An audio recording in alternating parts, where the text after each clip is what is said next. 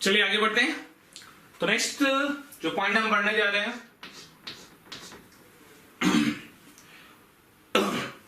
हम पढ़ने जा रहे हैं distance of a point from a plane. Distance of a point from a plane. Distance of a point from a plane. Point from a plane. From a plane मतलब हमें बात करनी है किसी पॉइंट का डिस्टेंस क्या होता है। परपेंडिकुलर डिस्टेंस की बात हो रही है यहाँ पे, ध्यान रखना। 2D में फॉर्मूला याद है? क्या होता है 2D में फॉर्मूला? फटाफट बताइए। अगर मैंने आपको प्लेन की इक्वेशन दे रखी है ax प्लस 2D का, आप सोचिए, मैं तो 3D का बताने जा रहा हूँ। डेरिवेशन की जरूरत नहीं है, तो ध्यान देना केयरफुली। ये पॉइंट P था, इसको A लिख दिया मैंने, let us assume coordinate x1, y1 और z1। करेक्ट है? तो 2D में फॉर्मूला होता है, अगर किसी लाइन पे किसी पॉइंट से लेंथ ऑफ परपेंडिकुलर की बात करूं तो फॉर्मूला होता है, मेरे साथ बोलिएगा, ax1 plus by1 plus c upon under root of a square plus b square. Same picture यहाँ पे आती है। अगर हम इस परपेंडिकुलर डिस्टेंस की बात कर रहे हैं, हम इस परपेंडिकुलर डिस्टेंस की बात कर रहे हैं, तो ये जो डिस्टेंस आता है, ये डिस्टेंस आता है, that is nothing else, simple सा इसको कैपिटल D से रिप्रेजेंट करते हैं, क्योंकि ऑलरेडी मैंने स्मॉल d यूज किया है।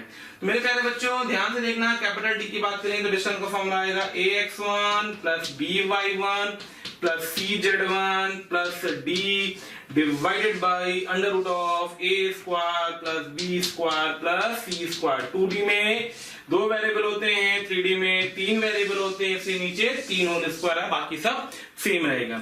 इसी के बिहाफ पे अगर मैं आपसे बोलता हूं डिस्टेंस बिटवीन पैरेलल प्लेन्स का फॉर्मूला क्या होगा, तो डिस्टेंस बिटवीन पैरेलल प्लेन्स का फॉर्मूला होगा डिस्टेंस बिटवीन पैरेलल प्लेन्स। तो मेरे प्यारे बच्चों, दो प्लेन्स अगर पैरेलल हैं, उनके बीच के डिस्टेंस की बात कर रहा हूं, मतलब ये एक प्लेन ये है, एक प्लेन ये है, इनके बीच के डिस्टेंस की बात करी जा रही है। तो इस डिस्टेंस को हम कैलकुलेट करने के लिए अगर दोनों प्लेन की इक्वेशन आपसे मैं पूछूं, तो पहले वाले प्लेन की इक्वेशन आएगी ax plus by plus cz plus d1 equals to 0। दूसरे वाले प्लेन की इक्वेशन आएगी ax plus by plus cz plus d2 is equals to 0। Correct है? अब अगर अपने पास दोनों प्लेन की इक्वेशन आ चुकी हैं, तो हम यहां से अगर इनके बीच के डिस्टेंस का फॉर्मूला लिखेंगे, तो फॉर्मूला होगा d1 कांस्टेंट का difference d1 minus d2 upon under root of a square plus b square plus c square. Clear? तो ये मैंने बात कर ली डिस्टेंस फॉर्मूला की, और ये मैंने बात कर ली distance between two parallel planes की। क्योंकि मैंने आपसे डिस्टेंस की बात कर ली, तो मैं आपसे इमेज की बात कर सकता हूं, किसी पॉइंट की इमेज किसी प्लेन के अबाउट। मैं इस फोटो को नहीं हटा रहा हूं।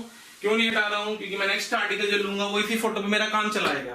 तो मैं बात करने जा रहा हूं image of a point with respect to a plane. Next heading हमारी image of a point with respect to a plane. Image of a point with respect to plane. With respect to plane.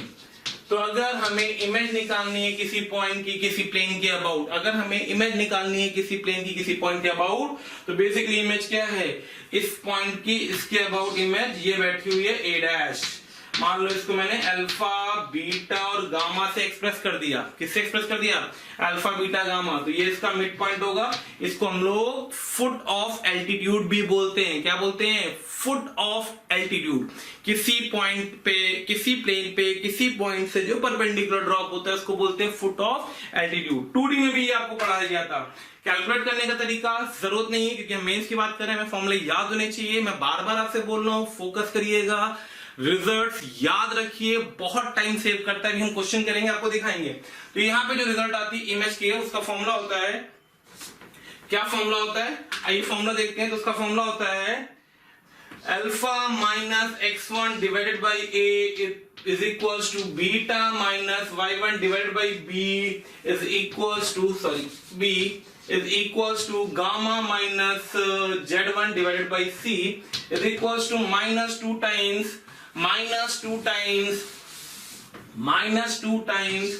अब क्या करते हैं, इस plane की equation में इस point को सेटिस्फाई करा दिया। याद करने का तरीका ax1 plus by1 plus cz1 plus d divided by perpendicular distance के फॉर्मूले में नीचे रूट आता था, बस यहाँ रूट नहीं आता, बाकी सब सेम आता है, A square plus B square plus C square. तो जो आप परपेंडिकुलर डिस्टेंस के फॉर्मूले में यूज करते थे उसी चीज को यूज कर लेना। You can get the direct result for getting your reflection point of a in 3D में रिफ्लेक्शन पॉइंट को निकालने का तरीका है। ए के रिस्पेक्ट में जो ए डैश आना चाहिए उसका ये फॉर्मूला। अब अगर मुझसे कोई पूछता फुट ऑफ एल्टीट्यूड बताओ, तो बस ध्यान रखना मेरे प्यारे बच्चों एक छोटी सी चीज, इस फुट ऑफ एल्टीट्यूड मतलब m के कोऑर्डिनेट अगर आपको निकालने हैं तो आप यहां से 2 को गायब कर देना, इस अल्फा बीटा गामा को यहां से उठा के यहां रख देना। क्या कहा, समझ में आया? फिर से सुनना, अगर मुझे इस m के कोऑर्डिनेट चाहिए, तो आप क्या करोगे, यहां से इस 2 को गायब कर दोगे और जो ये अल्फा बीटा गामा थे उसकी जगह पे जो भी m के कोऑर्डिनेट आप एज्यूम कर रहे हो वो m के कोऑर्डिनेट यहाँ पे प्लेस कर देना, आपका आंसर आ जाएगा। ठीक है, इंपॉर्टेंट रिजल्ट है, कई जगह पे हम डायरेक्टली यूज कर लेते हैं, 2D में भी बहुत यूजफुल है और 3D में भी यूजफुल है। चलिए इमेज ऑफ पॉइंट के बाद जो नेक्स्ट आर्टिकल हम कवर करने जा रहे हैं, position of points with respect to a plane. Position of point with respect to planes, must remember these results. कैसे आया है, प्रूफ की जरूरत नहीं है, कृपया ना फोकस करें अभी, आप मेंस के पॉइंट ऑफ व्यू से बातें कर रहे हैं हम लोग, क्रैश कोर्स चल रहा है, तो आपको पता होना चाहिए, बहुत सारी चीजें हमें याद रखनी पड़ेंगी। ठीक है, तब हम बात करने जा रहे हैं position of a point with respect to a plane. Position of point with respect to plane, position of points with respect to plane.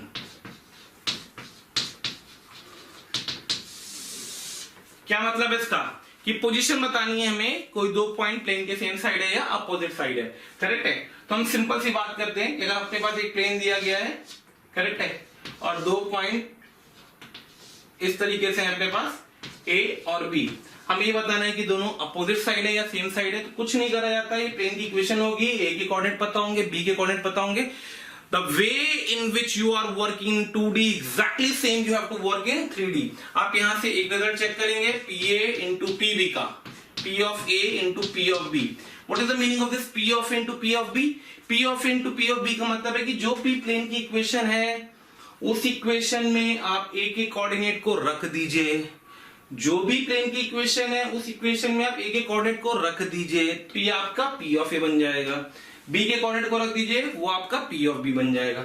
अब P of A into P of B की दो ही सिचुएशन पॉसिबल है, in fact है तो 3 situation possible, but एक situation का तो कोई लॉजिक नहीं। मान लो ये 0 हो जाए, चलो वही वाली सिचुएशन की बात पहले कर लेते हैं कि अगर ये 0 हो गया, अरे दिखा, फोकस, करेक्ट, ओके। तो अगर P of A into P of B 0 हो गया, अगर ये 0 हो गया तो ऑब्वियस सी बात है इन दोनों में कोई ना कोई पॉइंट प्लेन पे लाई कर रहा होगा, तो उसकी तो बात ही नहीं कर रहे हम लोग, बात कर रहे हैं कि दोनों प्लेन के अपोजिट साइड पे या दोनों प्लेन के सेम साइड पे। चलिए, तो या तो ये नेगेटिव होगा या तो ये पॉजिटिव होगा, we have the two situation, या तो P of A into P of B, P of A into P of B greater than 0 होगा, या तो P of A into P of B less than 0 होगा। अब मेरे प्यारे बच्चों क्या करा जाए, तो करने के लिए कुछ नहीं है, बहुत सिंपल चीज है कि P of A into P of B अगर लेस देन 0 है and P of A into P of B अगर ग्रेटर देन 0 है, तो पहले वाले केस की करस्पॉन्डिंग और दूसरे वाले केस की करस्पॉन्डिंग, पहले वाले केस की करस्पॉन्डिंग और दूसरे वाले केस की करस्पॉन्डिंग हम डायरेक्टली बोलेंगे। अगर ये नेगेटिव आया, अगर ये नेगेटिव आया तो दोनों पॉइंट अपोजिट साइड पे जो फोटो बनी है वो इसी की, और अगर ये पॉजिटिव आया तो दोनों पॉइंट सेम साइड पे। सिंपल सी चीज है, थोड़ा सा कैसे याद रख सकते हैं, आपको याद करने का तरीका सिखा रहा हूं। नेगेटिव अपोजिट होता है बेसिकली, एक नंबर पॉजिटिव होगा एक नेगेटिव होगा तो ये नेगेटिव होगा, नेगेटिव मतलब बुरा, अपोजिट है मेरे, पॉजिटिव मतलब सेम है, बहुत अच्छी चीज है। तो पॉजिटिव अच्छी चीज सेम साइड, नेगेटिव बुरी चीज अपोजिट साइड, पॉजिटिव अच्छी चीज सेम साइड, अपनी तरफ रख लो, नेगेटिव बुरी चीज अपोजिट साइड, दोनों को अलग अलग भेज दो। Clear, concept clear. एप्लीकेशन कहां से आया, कैसे वर्कआउट किया, तो सेक्शन फॉर्मूले का एप्लीकेशन होता है। 2D में अगर आपने वर्कआउट किया होगा, फुल कोर्स आप देखेंगे तो उसमें आपको दिखेगा, इन सबके मैंने प्रूफ दे रखे हैं आपको फुल कोर्सेज में, कि यहाँ पे क्या करते हैं, थोड़ा सा हिंट दे दे रहा हूं मैं, वर्कआउट आप कर लीजिएगा। सेक्शन फॉर्मूला मान लीजिएगा 1:k का, अब 1:k का पॉइंट मान करके m के कोऑर्डिनेट लिख दीजिएगा, उसको प्लेन पे सेटिस्फाई करा दीजिएगा, वहां पे से k की value in terms of PAPB आ जाएगी। अब k अगर पॉजिटिव था तो अपोजिट साइड होगा, और k अगर निगेटिव था तो सेम साइड होगा, यानी internal division and external division वाला फंडा लगा। ठीक है, चलिए आगे बढ़ते हैं। नेक्स्ट पॉइंट में बात करने जा रहे हैं एंगल बिटवीन टू प्लेन्स की। किसकी बात करने जा रहे हैं, एंगल बिटवीन टू प्लेन्स की। तो हम बात कर रहे हैं एंगल बिटवीन टू प्लेन्स की। Angle between two planes.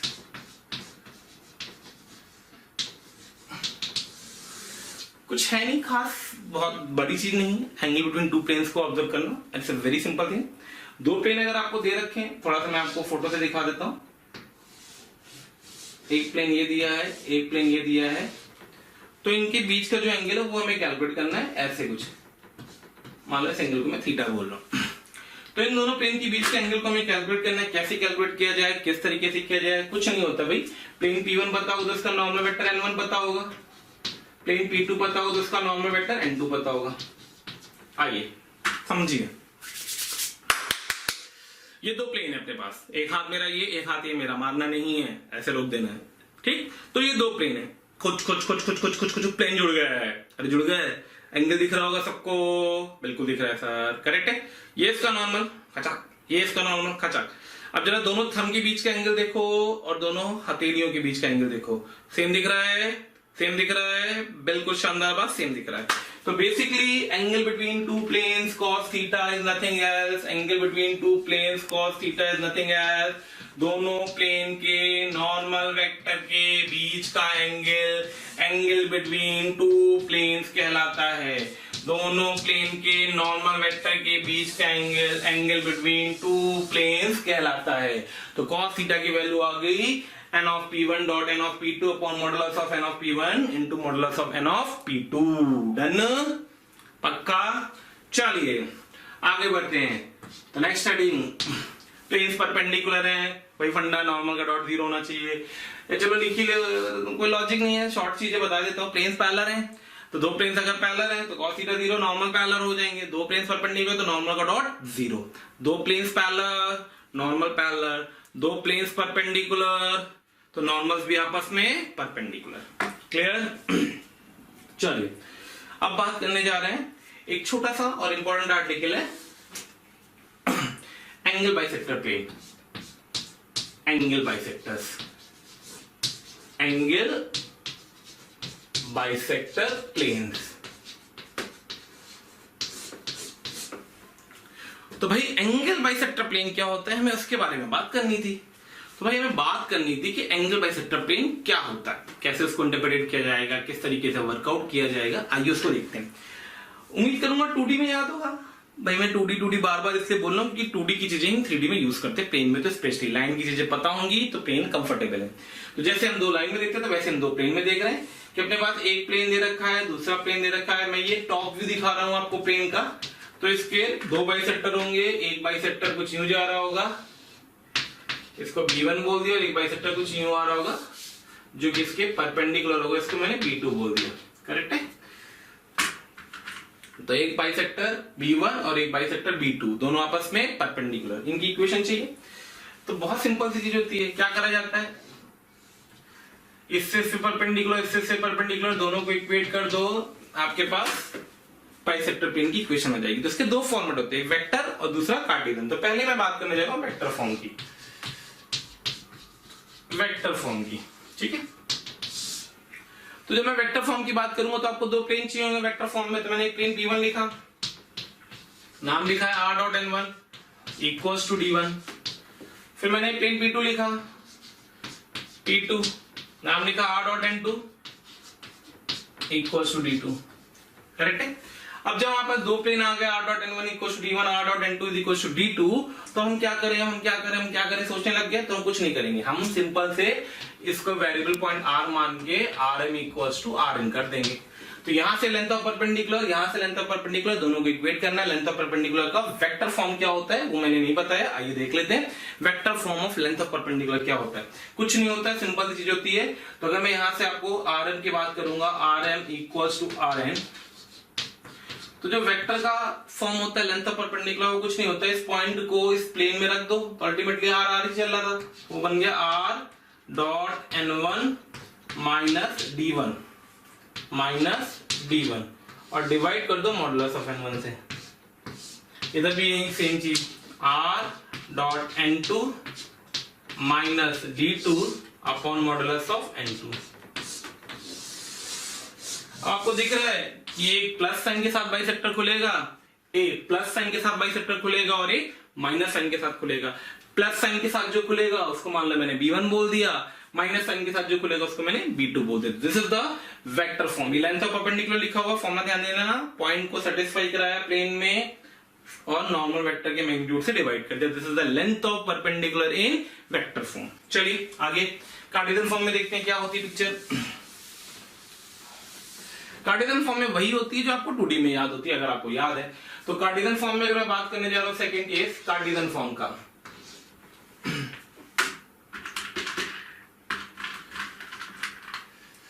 तो अगर मैं कार्टेशियन फॉर्म में बात करूंगा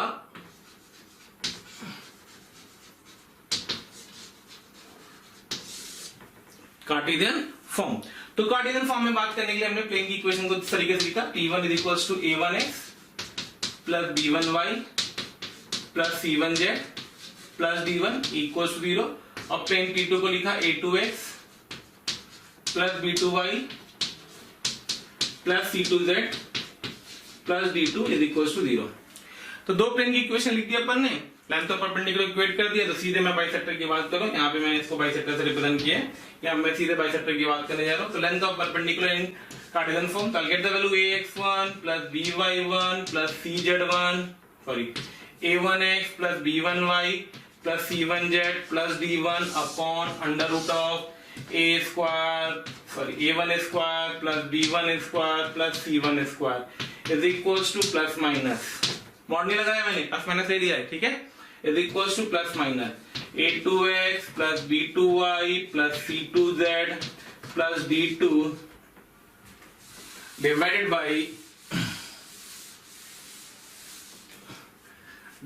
बाई क्या, under root of a2 square plus b2 square plus c2 square.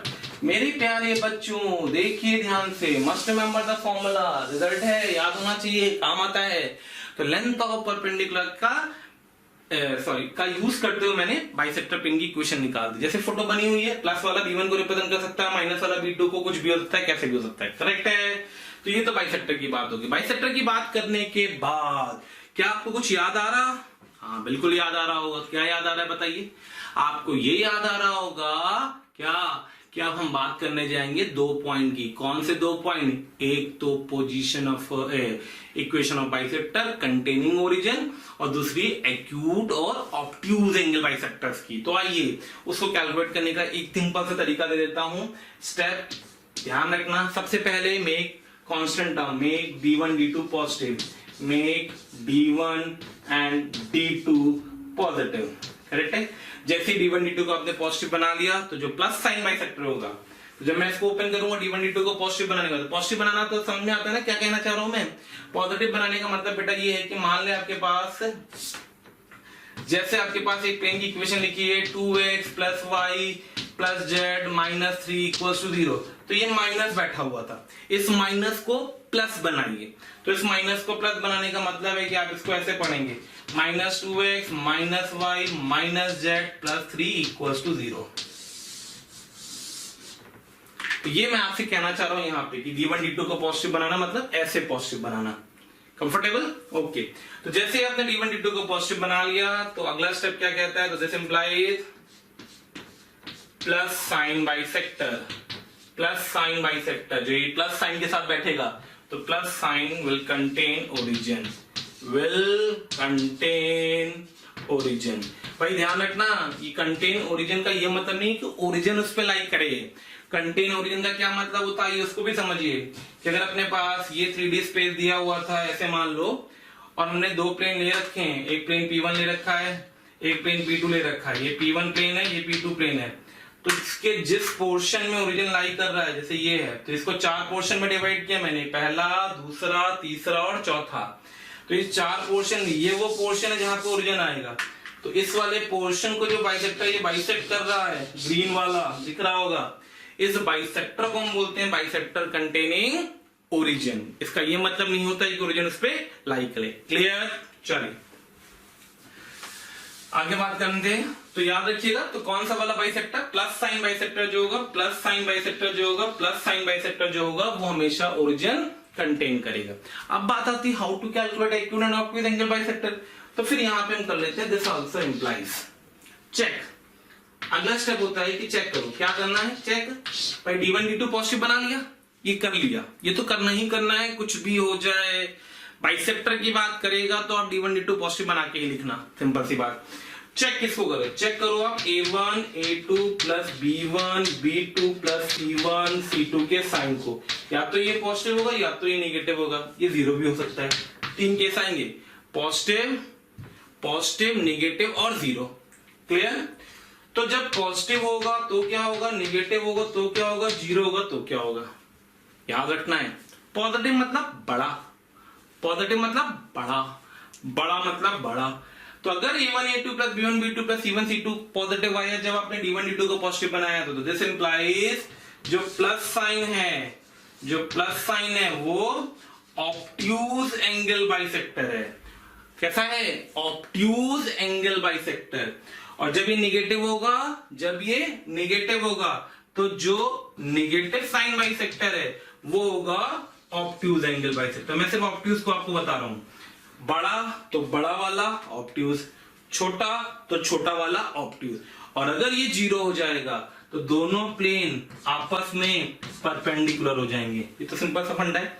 देखिए नॉर्मल का डॉट लिखा है सिर्फ, तो अगर दोनों वेक्टर के नॉर्मल का डॉट, दोनों वेक्टर के नॉर्मल का डॉट पॉजिटिव होगा, दोनों वेक्टर के नॉर्मल का डॉट पॉजिटिव होगा तो पॉजिटिव वाला ऑब्ट्यूज होगा, नेगेटिव होगा तो नेगेटिव वाला ऑब्ट्यूज होगा, और जीरो होगा तो दोनों आपस में कैसे होंगे, परपेंडिकुलर। चलिए आगे बढ़ते हैं, नेक्स्ट वन। तो नेक्स्ट हम बात करने जा रहे हैं, वो सिंपल सा एक छोटा सा आर्टिकल बचा है खाली प्लेन के, होपफुली प्लेन पूरी तरीके से फिनिश करा दिया मैंने। वो आर्टिकल है फैमिली ऑफ प्लेन का, फैमिली ऑफ प्लेन।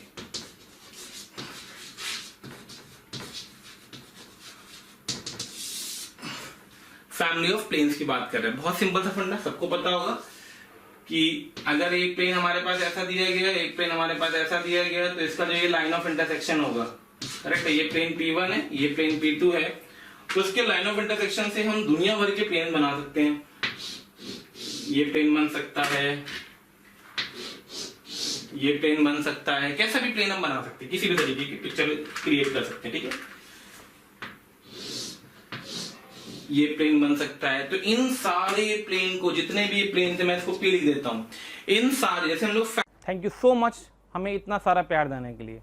हजारों स्टूडेंट्स हमारा ये वीडियो लेक्चर्स जो आपको दिख रहा है इसका फ़ायदा उठा रहे हैं, और आप भी अगर इसका फ़ायदा उठाना चाहते हैं तो नीचे डिस्क्रिप्शन लिंक में क्लिक करें और अपना जो भी इनरोलमेंट है उसको सुनिश्चित करें। साथ ही जिन बच्चों को डाउट सॉल्विंग और स्टडी मटेरियल से रिलेटेड कोई भी इशू आ रहा है वो हमारे प्रीमियम कोर्स को इनरोल कर सकते हैं डिस्क्रिप्शन बॉक्स में जाकर के। फैमिली ऑफ लाइंस पढ़ते थे, I'll again continuously telling you all, you must have to be study straight line very properly। 3D के अंदर कभी भी दिक्कत नहीं आएगी आपको मेरे प्यारे बच्चों, ध्यान देना। तो फैमिली ऑफ प्लेन वही फंडा यूज करता है जो फैमिली ऑफ लाइन करता है, क्या, P1 plus lambda times of P2 is equals to 0। P is equals to P1 plus lambda times P2 is equals to 0, where lambda is the parameter. Lambda निकालने के ढेर सारी वो कंडीशन देगा, ढेर सारी वो कंडीशन देगा, उन सारी कंडीशन से हम लैम्डा को कैलकुलेट कर सकते हैं। चलिए अब प्लेन पे बेस्ड कुछ क्वेश्चंस को वर्कआउट करते हैं। चलिए जितने अपन ने प्लेन में कवर किया था, आइए उस पर कुछ क्वेश्चन देखते हैं वन वन करके, ठीक है। तो क्वेश्चन नंबर 14 पे चलते हैं। बहुत ही शानदार सिंपल सा क्वेश्चन, क्या कह रहा है, फाइंड द इमेज, इमेज निकालिए, find image, find image of A. एक पॉइंट दिया गया है, कोऑर्डिनेट क्या है, 3 5 7 3 5 7 with respect to एक प्लेन है, with respect to प्लेन दे रखा है आपको, प्लेन की इक्वेशन आपके पास है, that is 2x plus y plus z is equals to 6। आइए भाई शुरू करते हैं। तो एक प्लेन के अबाउट एक पॉइंट की इमेज की बात कर रहा है वो, तो अपन ने प्लेन ले लिया, पॉइंट ले लिया, इमेज लिखनी थी, फुट ऑफ एल्टीट्यूड ले लिया, खच खच खच खचा की डैश आ गया। ए पता था, ए डैश को मान लिया अल्फा बीटा गामा, क्या लगा दूं, इमेज फॉर्मूला लगा दीजिए। चलिए इमेज फॉर्मूला क्या कहता है, इमेज फॉर्मूला कहता है alpha minus 3 upon a is equals to beta minus 5 upon b is equals to gamma minus 7 upon 1 is equals to -2 times. आइए यहाँ पे कैलकुलेशन स्टार्ट करते हैं। यहाँ पे क्या कैलकुलेशन बनेगी, तो यहाँ पे कैलकुलेशन बनेगी ऊपर 2ax, तो 3 इंटू 2 प्लस का 1 इंटू 5 प्लस का 1 इंटू 7 अपॉन 2 का स्क्वायर 4 प्लस 1 का स्क्वायर 1 प्लस 1 का स्क्वायर 1। मैंने क्या यूज किया, मैंने फॉर्मूला यूज किया। कौन सा फॉर्मूला, इमेज फॉर्मूला। आइए इंटरप्रेट करते हैं, तो alpha minus 3 by 2 is equals to beta minus 5 upon 1 is equals to gamma minus 7 upon 1 is equals to, ये कैलकुलेशन देखते हैं फटाफट। 3 टू द 6 प्लस 5 प्लस 7, तो 7 5 12 6 18 बटे 6 मतलब 6 18 3 दूनी 6, तो ये माइनस का 6 आ गया। यहां से अल्फा निकाल लिया, यहां से बीटा निकाल लिया और यहां से गामा निकाल लिया, तो अपना ए डैश मतलब रिफ्लेक्शन के कोऑर्डिनेट्स आ गए। अगर वो फुट ऑफ एल्टीट्यूड मानता तो मुझे ए पता था, ए डैश पता था, दोनों का मिड पॉइंट का यूज करके हम फुट ऑफ एल्टीट्यूड के कोऑर्डिनेट भी निकाल सकते थे। तो आइए अल्फा की वैल्यू आएगी 3 माइनस 6 दूनी 12 में से 3 गए -9, -6 प्लस 5 -1 -6 प्लस 7 8, यानी कोऑर्डिनेट क्या आया -9 -1 1 is the image of this point with respect to the given plane. Clear है? तो देखो मेरे प्यारे बच्चों, सिंपल सा फॉर्मूला बेस्ड क्वेश्चन, किस पे, इमेज के फॉर्मूले पे बेस्ड। चलिए आगे बढ़ते हैं, नेक्स्ट क्वेश्चन कवर करते हैं। समझ में आ रहा है अच्छे से, चिंगू मिंगू कंफर्टेबल। चलिए नेक्स्ट क्वेश्चन लेते हैं, क्वेश्चन नंबर 15। क्वेश्चन नंबर 15 की बात करते हैं। क्वेश्चन नंबर 15 क्या कह रहा है आपसे, क्वेश्चन नंबर 15 कह रहा है कि प्लेन P1 है, प्लेन P1 इक्वेशन दे रखी है x minus y minus z is equal to 4 is rotated through 90 degree. A plane P1 is rotated through 90 degree about the line of intersection, about its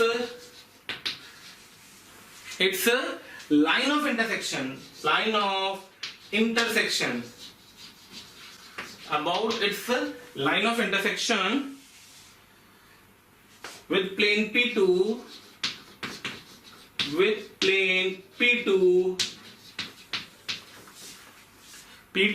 that is the equation of the plane is P2 is x plus y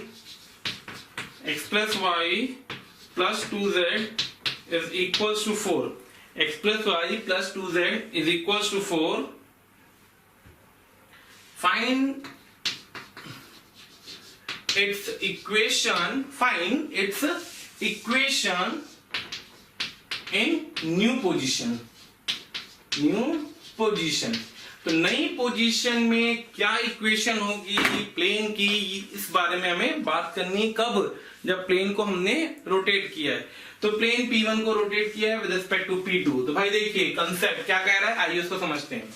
उसने बोला एक plane था, मैं front view दिखा रहा हूँ P1, एक plane था P2, P1 को P2 के अबाउट क्या किया गया, रोटेट किया गया, कितने डिग्री से, 90 डिग्री से। तो ये नया P1 बन गया, P लिख देता हूँ इसको।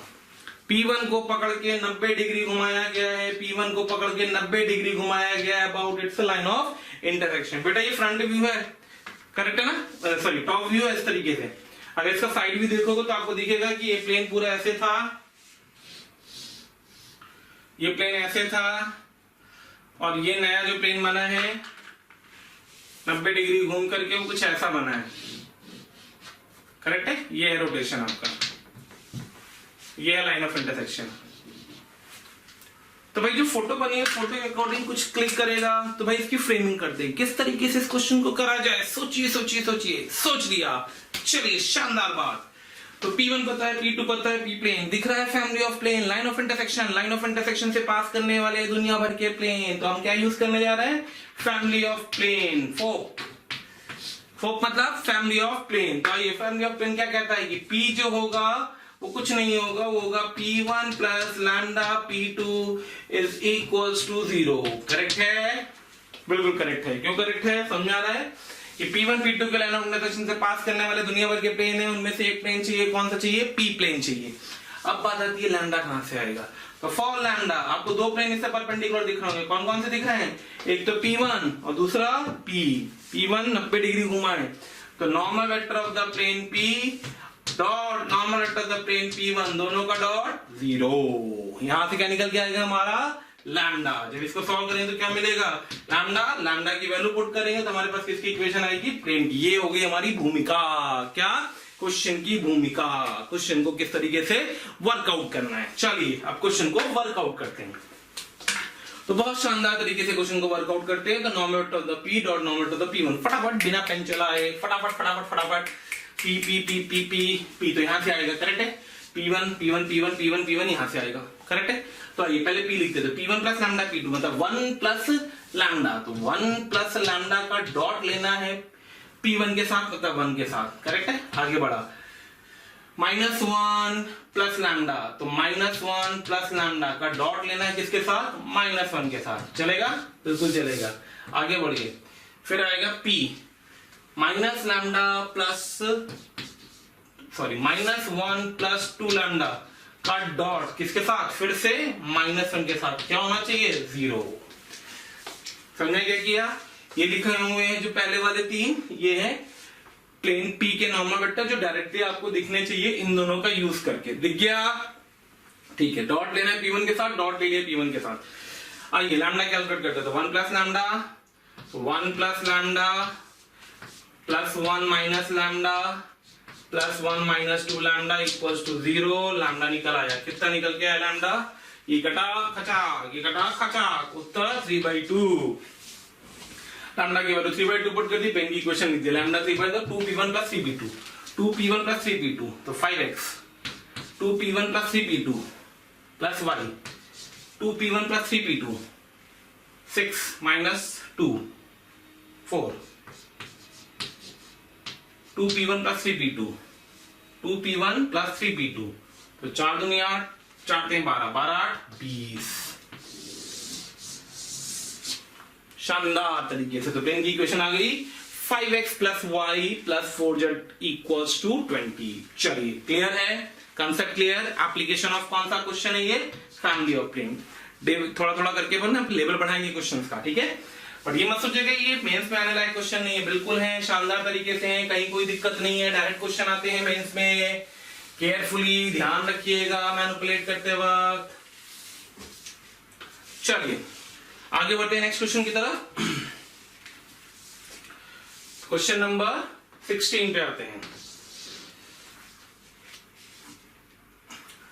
Find acute and obtuse angle bisector. Find acute and obtuse angle bisectors planes.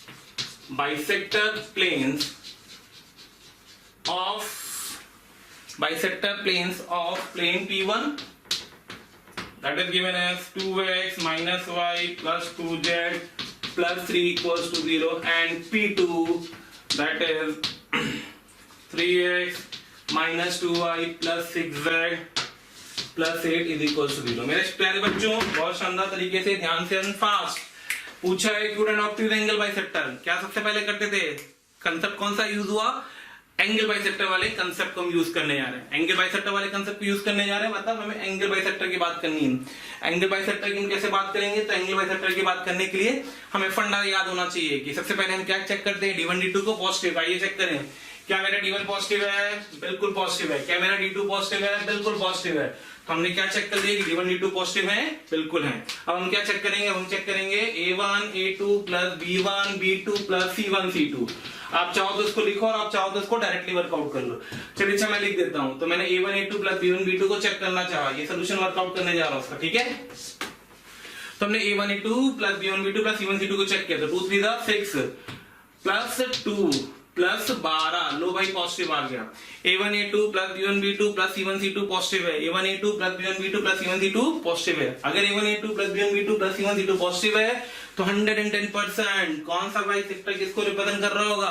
Plus sign वाला ऑब्ट्यूज को और माइनस साइन वाला एक्यूट को। आइए, तो हमने बाइसेक्टर की इक्वेशन लिखी, तो हमने ऑब्ट्यूज एंगल बाइसेक्टर की बात सीधे कर ली। ऑब्ट्यूज एंगल बाइसेक्टर, तो जब हमने ऑब्ट्यूज एंगल बाइसेक्टर की बात की तो हम सीधे प्लस साइन के साथ खोल देंगे। तो हमने लिखना शुरू किया 2x - y बाइसेक्टर्स की इक्वेशन +3, फॉर्मूला याद है? बिल्कुल याद है। अंडर रूट के अंदर आएगा 4 + 1 + 4 ओवर हियर प्लस साइन के साथ बाइसेक्टर दूसरा खुला, करेक्ट है। दूसरा परपेंडिकुलर लेंथ का फॉर्मूला है 3x - 2y + 6z + 8 divided by, नीचे आएंगे तो अंडर रूट के अंदर आएगा 3 3 9 + 4 + 36। Can you simplify this? तो प्लस साइन वाला दिस है, इसी तरीके से माइनस साइन वाले को सॉल्व कर लेना, इसका नेगेटिव और इसका नेगेटिव। तो ये हमें कौन सा दे देगा? Acute angle bisector. कैलकुलेशन में आपके भरोसे छोड़ दे रहा हूं। Obtuse angle bisector plus sign के साथ आया, क्रॉस मल्टीप्लाई कर लीजिएगा। तो क्या करा इस पूरे क्वेश्चन का की स्टेप? सबसे पहले क्या चेक करा? D1 D2 क्या चेक किया? D1 D2 क्या होना चाहिए था? पॉजिटिव है, बिल्कुल है। उसके बाद किसको चेक किया?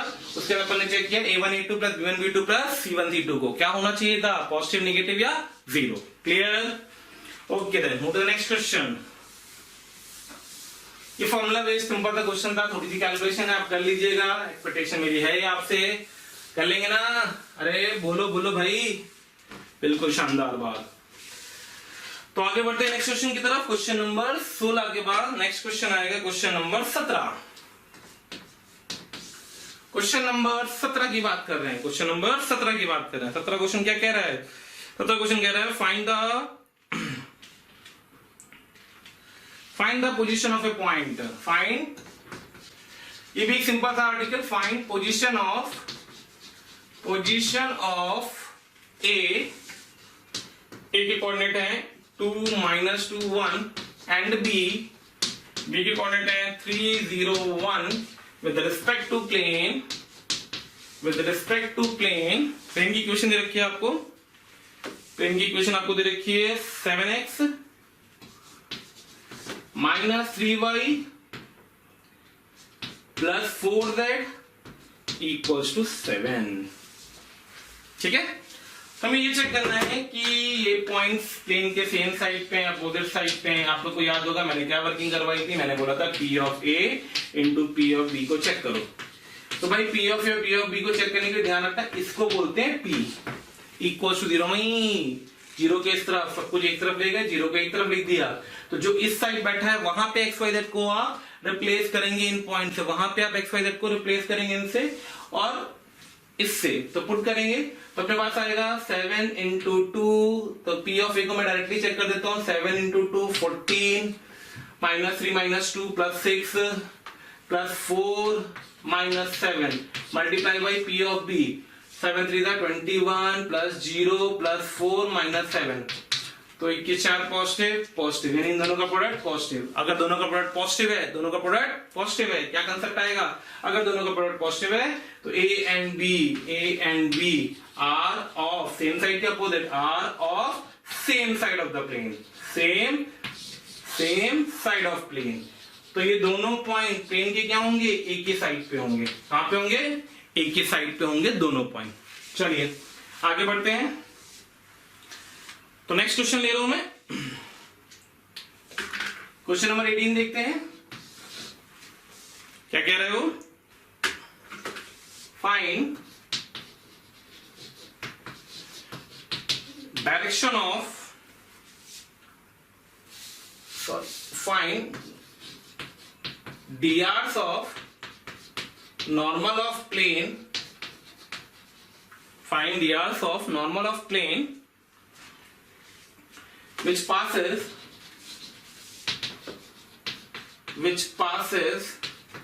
1 0 0 0 1 0 and make obtuse angle π/4 with P1 x + y is equals to 3 makes obtuse angle with plane P1 x plus y equals to 3। भाई क्या कहा उसने, कैसे वर्कआउट करें, आइए समझते हैं। तो देखिए एक सिंपल सा क्वेश्चन है, अच्छा क्वेश्चन है, कंसेप्चुअल क्वेश्चन है, ध्यान दें कैसे कर रहे हैं उसको भी समझें। तो सबसे पहले हम बात कर रहे हैं 2 पॉइंट से पास कर रहे हैं, पॉइंट को घूरिए। इस क्वेश्चन के की स्टेप को समझना बेटा, ठीक है।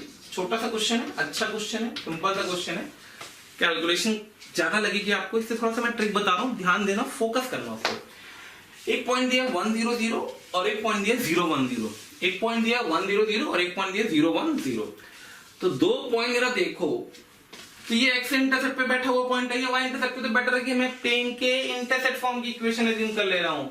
मैंने प्लेन की इक्वेशन एज्यूम करी x/1 y/1 plus z/c equals to 0। शानदार बात आई, क्या नोन है सी आ गया, काम खत्म। सी निकालेंगे भाई साहब बैठे हुए थे, क्या एंगल। तो एंगल जो दिया हुआ है कितना दिया गया है, π/4, इन दोनों के बीच में तो अपन ने cos π/4 लगा दिया। फॉर्मूला होता है इसका नॉर्मल, इसके नॉर्मल का डॉट अपॉन मैग्नीट्यूड, तो नॉर्मल हो गया 1 × 1 plus 1 × 1 plus 0 × c upon √1 plus 1 × √1 plus 1 plus c square.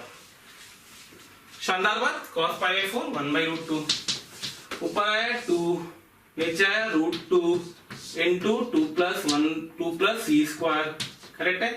√2 कटा,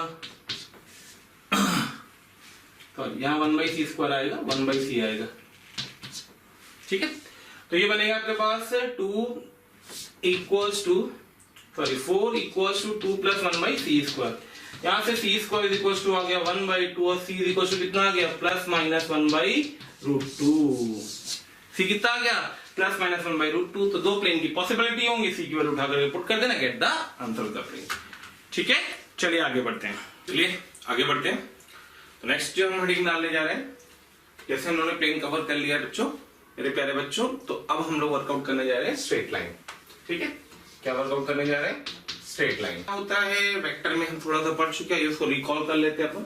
एक होता है स्ट्रेट लाइन का सिमेट्रिकल फॉर्म और एक होता है स्ट्रेट लाइन का अनसिमेट्रिकल फॉर्म। तो पहले हम बात करने जा रहे हैं symmetrical form of straight line की। तो हम बोल क्या रहे हैं वो समझेंगे कि अगर अपने को एक लाइन की इक्वेशन निकालनी है, अपने को एक लाइन की इक्वेशन निकालनी जो एक पॉइंट ए से पास कर रही है, वेक्टर ए से रिप्रेजेंट कर रहे हैं किसी वेक्टर वी के, वो पैरेलल था, करेक्ट है। वेक्टर वी के अगर हमने डीआर को मान लिया ए बी और सी, वेक्टर ए की कोऑर्डिनेट को लेटर मैं लिख रहा हूं x1 y1 और z1, ठीक है। शानदार बात। तो यहां से हम क्या करेंगे, एक वेरिएबल पॉइंट ले लेंगे r, इसको रिप्रेजेंट कर देंगे वेक्टर r से, और हम बोल देंगे कि ar वेक्टर जो भी होगा वो लैम्डा टाइम्स v वेक्टर के बराबर होगा, क्योंकि ar वेक्टर और v वेक्टर मेरे प्यारे बच्चों पैरेलल है। क्या है पैरेलल है, ठीक है। तो ar vector lambda times v vector लिखेंगे, यहाँ से फॉर्मूला लगा देंगे तो बन जाएगा r minus a is equals to lambda times v vector. यहाँ से हमारे पास लाइन की वेक्टर फॉर्म की इक्वेशन आ गई। कौन से फॉर्म की इक्वेशन आ गई, वेक्टर फॉर्म की इक्वेशन आ गई। शानदार बात। तो वेक्टर फॉर्म की इक्वेशन हमारे पास लाइन की आ गई है, वो क्या लिखी हुई है, तो वो बेटा ये लिखी हुई थी कि vector r is equals to a plus lambda times of v vector, correct है। इसी को हमने जब कार्टेशियन फॉर्म में लिखना चाहा,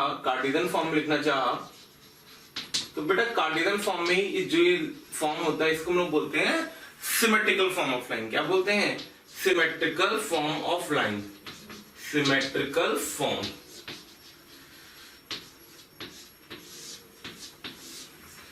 जो ये कार्टेशियन फॉर्म में उन्होंने लिख रखा है, बेसिकली ये होता है सिमेट्रिकल फॉर्म ऑफ लाइन। तो अगर हमें सिमेट्रिकल फॉर्म ऑफ लाइन के बारे में बात करनी है तो बेसिकली हम क्या कर रहे हैं वो समझिएगा। हम r को x y z से रिप्लेस करेंगे, यहां से इक्वेशन उठाएंगे, तो इसमें जो x कंपोनेंट बन जाएगा x minus x1 times of i cap plus y minus y1 times of j cap plus z minus z1 times of k cap is equals to ai plus bj plus ck times of lambda, correct है। यहां से लिखा है अपन ने ये equation, कुछ नहीं करना, कंपेयर कर दीजिए। जैसे आप कंपेयर करेंगे आपके पास एक लाइन का फॉर्मेट आ जाएगा, x minus x1 by a is equals to y minus y1 by b is equals to z minus z1 by c is equals to lambda. ये जो एक्सप्रेशन लिखी हुई कौन सा फॉर्म है? ये लाइन का सिमेट्रिकल फॉर्म है। ये कौन सा फॉर्म लिखा हुआ है? ये लाइन का सिमेट्रिकल फॉर्म लिखा हुआ है। ये फॉर्म क्या चीजें इंडिकेट करता है? ये फॉर्म हमें दो चीजें इंडिकेट करता है। तो जो पहला पॉइंट इसके अंदर ध्यान से समझने वाला है केयरफुली, ये लाइन हमेशा एक फिक्स पॉइंट से पास करेगी। और फिक्स पॉइंट कौन सा पॉइंट होगा? x1 y1 z1। ये सब बातें जो हम कर रहे हैं हम तभी कर पाएंगे जब हमारे पास x y और z जो बैठे हुए हैं उनकी कोफिशिएंट 1 होने चाहिए। अगर वो 1 नहीं है तो पहले हम x y z की कोफिशिएंट को 1 बनाएंगे डिवाइड करके, फिर हम उसके फिक्स पॉइंट और drs ऑफ द लाइन दोनों के बारे में बात कर लेंगे। तो यहां से हम कमेंट करेंगे कि L passes fix point, L passes fix point. वो फिक्स पॉइंट कौन सा होगा? x1 y1 और z1 and drs of the line dr। कई बच्चे हमें कंटिन्यूअसली मैसेज करते हैं, सर इस टॉपिक पे वीडियो बनाइए, सर उस टॉपिक पे वीडियो बनाइए। तो उसके लिए मेरा आप सबसे ये सजेशन है कि आप हमारे यूट्यूब चैनल को सब्सक्राइब करें और बेल आइकन को हिट करें, जिससे आपको सारे नोटिफिकेशन प्रॉपर मिलते रहे। रीज़न इसका क्या है कि कई बार ऐसा होता है कि जिस टॉपिक की आप डिमांड कर रहे हो उसकी वीडियोस ऑलरेडी हमने बना रखे हैं और यूट्यूब चैनल पे हमारे पड़े हुए हैं, तो वो सारे नोटिफिकेशन आपको प्रॉपरली टाइम टू टाइम मिलते रहें। इसके लिए आप हमारा जो यूट्यूब चैनल है उसको सब्सक्राइब करें और हमारा बेल आइकन को हिट करें। ऑफ लाइन जो लाइन है उसके डीआर्स क्या आएंगे? तो उसके डीआर्स आएंगे जो नीचे बैठा हुआ होगा ए बी सी। क्लियर? अब अगर मैं आपसे बोलूं कि मुझे इस लाइन पे ए पॉइंट से थोड़ी दूरी पे, ए पॉइंट से थोड़ी दूरी पे, मान लो यहाँ पे आर डिस्टेंस पे कोई पॉइंट पी के पैरामेट्रिक कोऑर्डिनेट लिखवाऊं, तो पैरामेट्रिक कोऑर्डिनेट लिखने के हम लोग क्या करते हैं वो देखिए। तो कुछ नहीं करना होता है, पैरामेट्रिक कोऑर्डिनेट लिखना है सीधे लिख देंगे पैरामेट्रिक कोऑर्डिनेट। तो मेरे प्यारे बच्चों पैरामेट्रिक कोऑर्डिनेट की कुछ नहीं करना है, इसको लैम्डा को r से रिप्लेस कर दो तो आपके पास पैरामेट्रिक कोऑर्डिनेट आ जाएंगे x1 plus ar y1 plus br z1 plus cr। तो ये हमारे पैरामेट्रिक कोऑर्डिनेट आ गए लाइन पे। कंफर्टेबल? तो ये मैंने आपसे पहली बात करी सिमेट्रिकल फॉर्म ऑफ लाइन क्या होता है, दोबारा शॉर्ट में रिपीट कर रहा हूं। x minus x1 upon a is equals to y minus y1 upon b is equals to z minus z1 upon c is equals to constant lambda r p q, कुछ भी ले सकते हैं आप। तो वो सिमेट्रिकल फॉर्म ऑफ लाइन कहलाता है। इसमें ये लाइन हमेशा एक फिक्स पॉइंट से पास करती है। फिक्स पॉइंट होता है x1 y1 z1, लेकिन वो कब आता है? जब मैं x y z के कोफिशिएंट को 1 लेता हूं। अभी मैं एक एग्जांपल के थ्रू आपको ये डिस्कस कर दूंगा, ठीक है। और जो नीचे बैठा होता है एबीसी, उसको हम लोग बोलते हैं लाइंस के क्या? डीआर्स। क्या बोलते हैं? लाइंस के डीआर्स, ठीक है। पैरामेट्रिक कोऑर्डिनेट चाहिए होगा जैसे हम लोग 2D में पढ़ते हैं, सेम 3D में ए से मल्टीप्लाई कर देना, तो x1 plus ar y1 plus br z1 plus cr। Clear? अब अगर मेरे से बोलता है कि लाइन की इक्वेशन बताओ 2 पॉइंट से पास करिए, मेरे से बोलता है लाइन की इक्वेशन बताओ 2 पॉइंट से पास करिए, मेरे से बोलता है लाइन की इक्वेशन बताओ 2 पॉइंट से पास कर रही है, 2 पॉइंट से पास करने वाली लाइन की इक्वेशन चाहिए, तो लाइए भाई 2 पॉइंट से पास करने वाली लाइन की इक्वेशन निकाल लेते हैं, ठीक है। 2 पॉइंट से पास करने वाली लाइन की इक्वेशन पे वर्कआउट कर लेते हैं अपन कि 2 पॉइंट से पास करने वाली लाइन की इक्वेशन कैसे इंटरप्रेट करेंगे। तो भाई 2 पॉइंट से पास करने वाली जो लाइन की इक्वेशन होगी इसको इंटरप्रेट करने के लिए मान लो हमने सेकंड पॉइंट लिखा, equation line passes A x1 y1 z1 and B x2 y2 z2 x2 y2 and z2। तो इन दोनों पॉइंट से पास करने वाली लाइन की इक्वेशन चाहिए, तो कुछ नहीं करना है। जैसे हम लोग 2 पॉइंट पढ़ते हैं 2D में, सेम हम यहाँ पे कार्टेशियन फॉर्म में 3D में स्ट्रेट लाइन की इक्वेशन को लिख सकते हैं। कैसे लिख सकते हैं? जैसे हम लोग 2D में लिखते थे वैसे यहाँ लिखना है x minus x1 fix point x1 y1 z1 ले लो। और डीआर्स क्या होंगे इस लाइन के? बता चुका हूं मैं आपको, एबी लाइन के डीआर्स क्या होते हैं? x2 minus x1 y2 minus y1 और z2 माइनस z1। तो बन जाएगा x2 minus x1 is equals to y minus y1 upon y2 minus y1 equals to z minus z1 upon z2 minus z1। Correct है? तो ये हमारे पास line की इक्वेशन आ गई जो 2 पॉइंट से पास करती है। अगला पॉइंट एक हमारे पास आता है third point, angle between line and plane. Angle between line and plane, एक लाइन और एक प्लेन के बीच का एंगल क्या होगा वो हमें बताना है। देखो उसकी पिक्चर क्या होती है बेटा कि हमने एक ऐसे प्लेन ले लिया, लेटर दे दूं, इक्वेशन गिवन होगी, ऑब्वियस सी बात है प्लेन है गिवन होगा, और एक लाइन ले ली, इस टाइप से कुछ लाइन ले ली, ये लाइन दे रखी है उसने, करेक्ट है। तो इनके बीच का एंगल निकालना। तो बेसिकली बेटा इनके बीच का जो एंगल होता है वो एंगल हम कैसे कैलकुलेट करते हैं, ये उसको समझते हैं। पर ये वो एंगल है जो एंगल हमें कैलकुलेट करना है, थीटा, करेक्ट है। फिल करना चाहिए, आइए फिल करा देते हैं। तो अगर अपने पास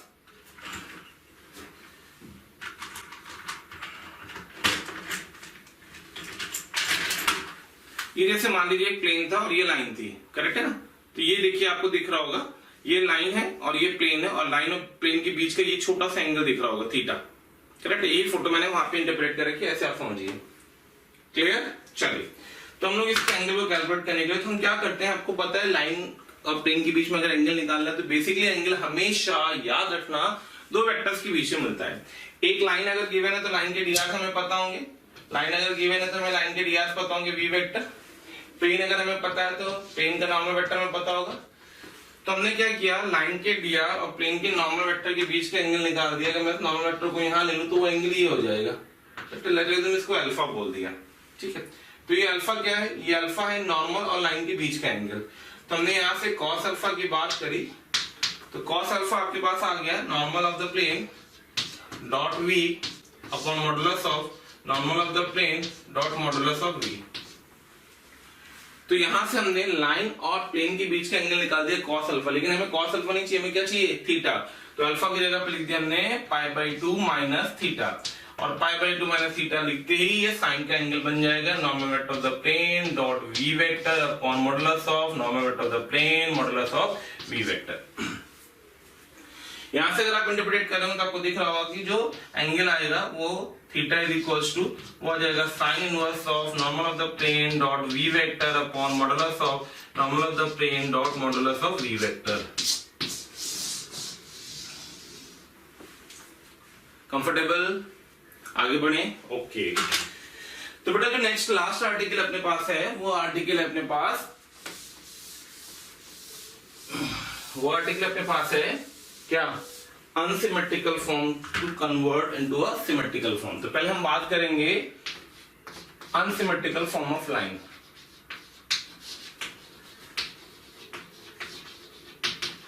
unsymmetrical form of a line.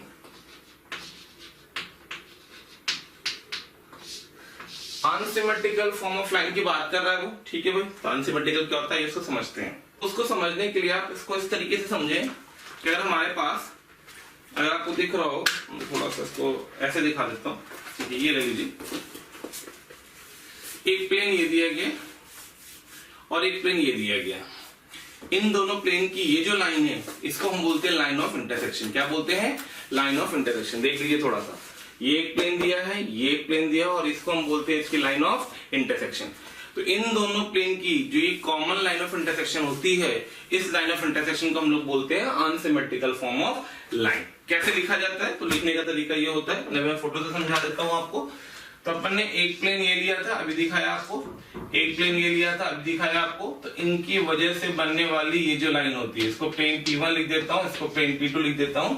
तो ये जो AB बनी हुई है, ये जो AB है, जो इन दोनों प्लेन की क्या है, लाइन ऑफ इंटरसेक्शन। दोनों प्लेन की क्या है, लाइन ऑफ इंटरसेक्शन। इसको लिखने के लिए एक साथ दो प्लेन को रिप्रेजेंट करने वाले सारे पॉइंट्स, एक साथ दो प्लेन को रिप्रेजेंट करने वाले सारे वो पॉइंट्स जो एक लाइन पे लाई करते हैं, कैसे लिखा जाता है।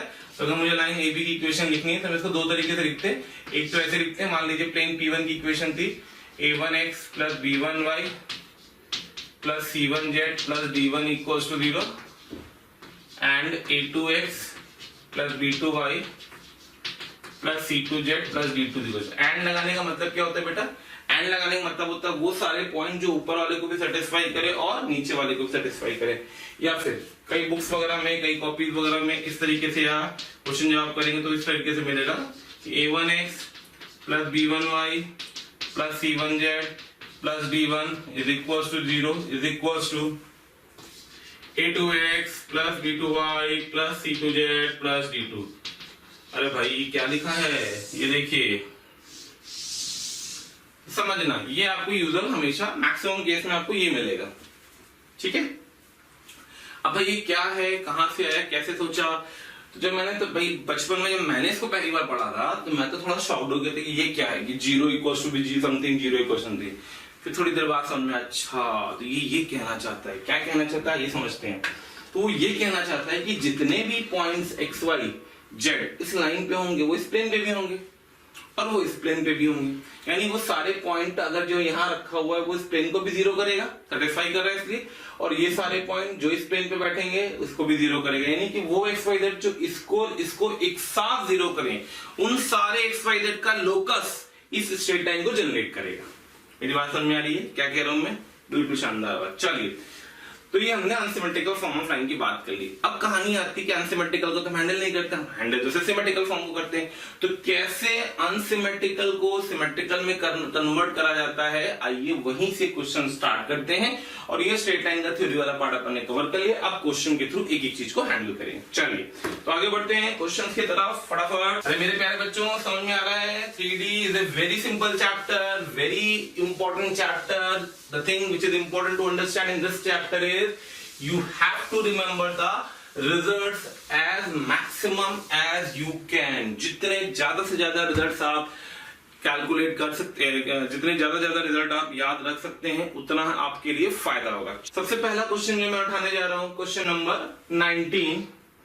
19 कहां से आया वो सोच रहे होगे सर जी। अरे भाई हम लोग 18 क्वेश्चन कर चुके हैं, देखिए 19वें क्वेश्चन पे पहुंच गए।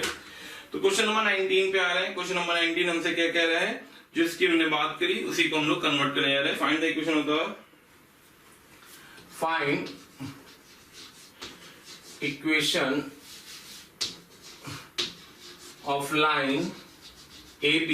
ये वही AB जो भी मैंने जस्ट वर्कआउट किया था, 4x + 4y - 5z - 12 = 0 equals to 8x plus 12y minus 13z minus 32 in symmetrical form.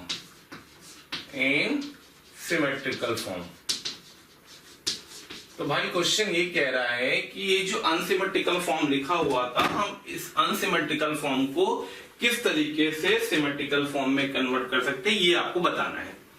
ठीक है भाई, तो अब इसका क्या तरीका होता है, कैसे करा जाता है, आइए समझते हैं। तो सबसे पहले हमें दो प्लेन दे रखे थे, ऑलरेडी मैं बता चुका हूं। दोनों प्लेन को मार्क कर दिया मैंने ऐसे। एक प्लेन P1 था जो बेसिकली इसको रिप्रेजेंट कर रहा है, अगर आप ध्यान दें। एक प्लेन P2 है जो कि बेसिकली इसको रिप्रेजेंट कर रहा है, और मुझे को इस स्पाइरल की इक्वेशन चाहिए जो कि AB को रिप्रेजेंट करेगी।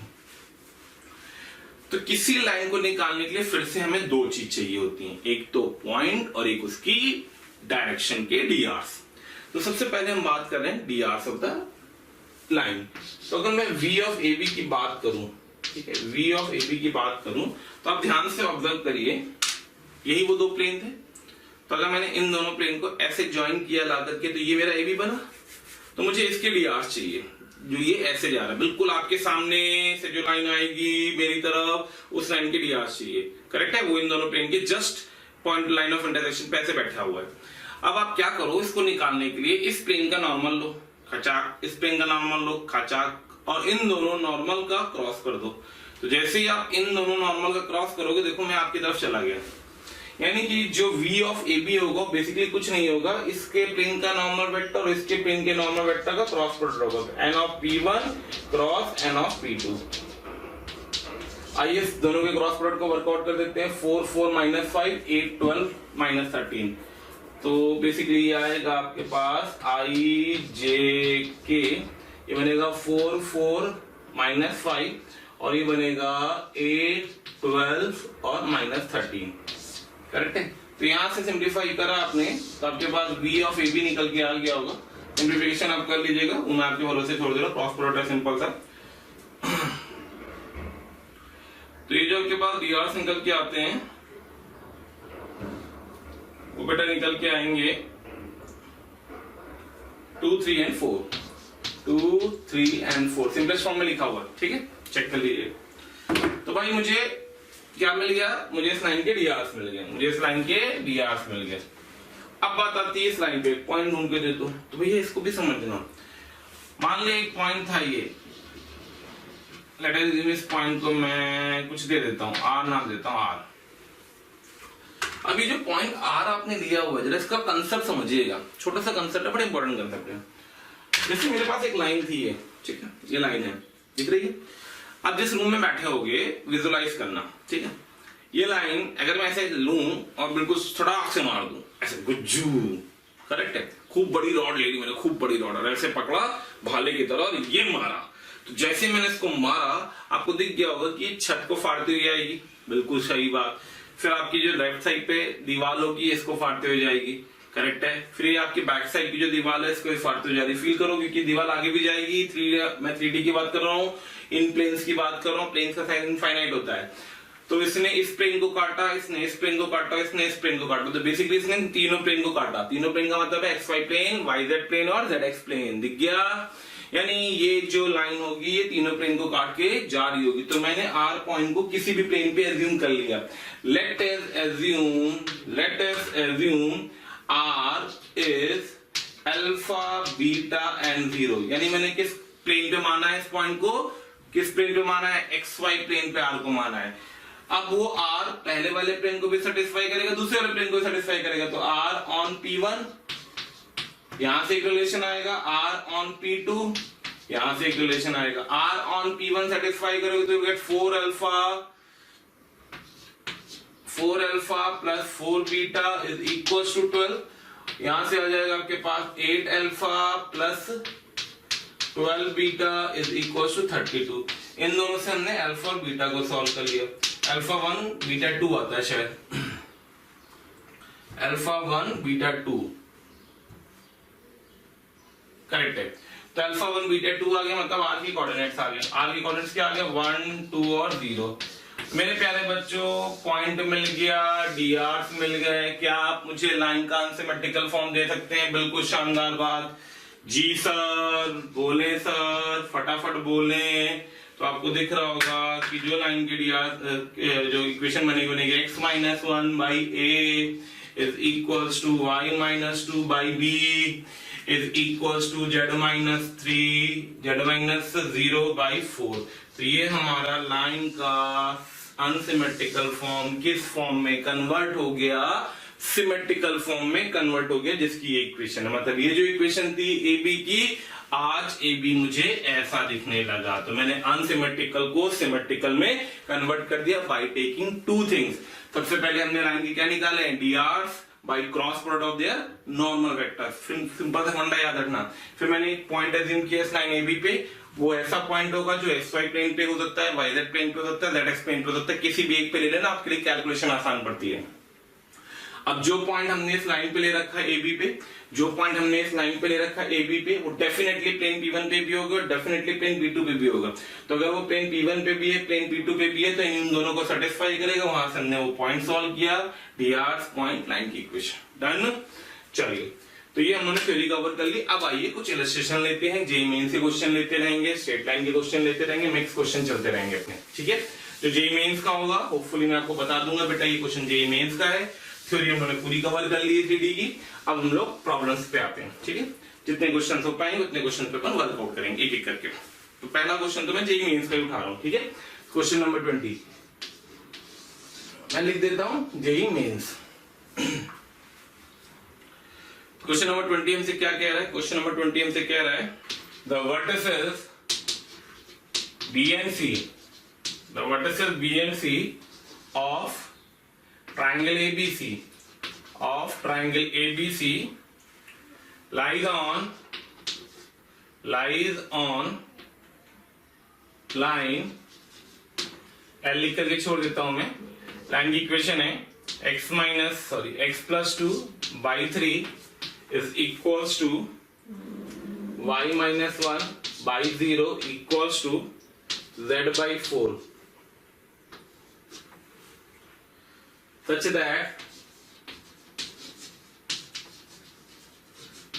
that BC is equals to 5. BC is equals to 5. उसे बोला है then the area of the triangle, find area of triangle। Option दिए, मैं ऑप्शन दे रहा हूं। find area of triangle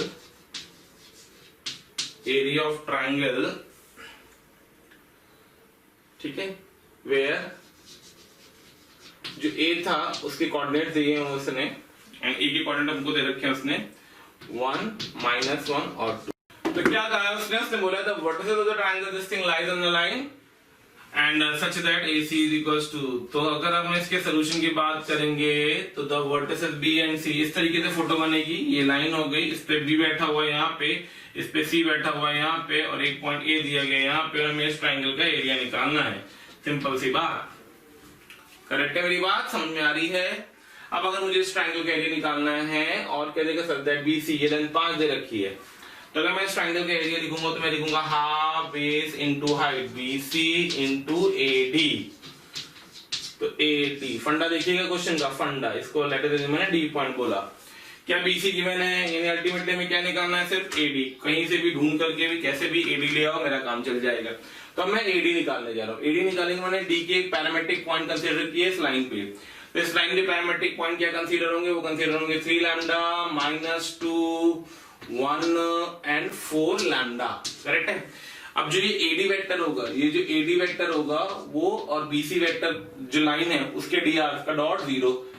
अगर आपको हमारे वीडियो पसंद आ रहे हैं तो आप उसको जरूर से जरूर लाइक एंड शेयर करें। उसके पीछे बेसिक लॉजिक ये है कि बहुत सारे ऐसे बच्चे हैं जिनके जो ये चीज़ें नहीं अभी अडॉप्ट कर पा रहे हैं इजीली, उन तक ये सारी चीज़ें पहुंच जाएं। इसके लिए हम आपसे बोल रहे हैं इसको लाइक एंड शेयर करें। करेक्ट है, क्यों, क्योंकि दोनों आपस में कैसे हैं, परपेंडिकुलर। फिर से देखना, कैलकुलेशन देखना, तरीका देखना है, स्टेप देखना। जरूरत है बेटा आपको वही काम करो जिसकी जरूरत है, कुछ भी फालतू का लिखने की जरूरत नहीं है।